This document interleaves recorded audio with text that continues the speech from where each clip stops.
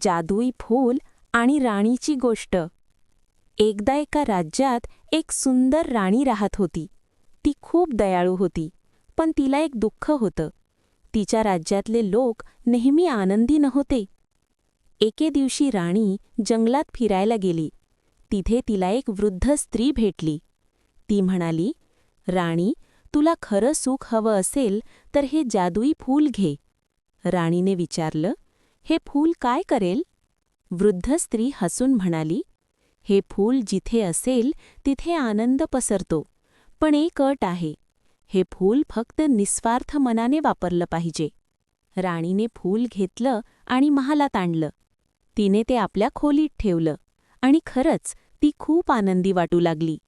पण काही दिवसांनी तिला लक्षात आलं, ती आनंदी आहे, पण तिची प्रजा अजूनही दुःखी आहे. तेव्हा राणीने मोठा निर्णय घेतला.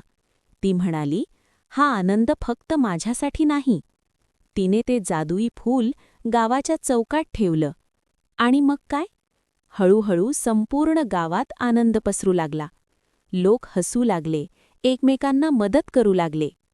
राणी दूर उभी राहून हे सगळं पाहत होती आणि तिला कळलं, खरं सुख दुसऱ्यांना आनंद देण्यात आहे. शिकवण: स्वतःसाठी नाही तर इतरांसाठी जगण्यातच खरा आनंद असतो.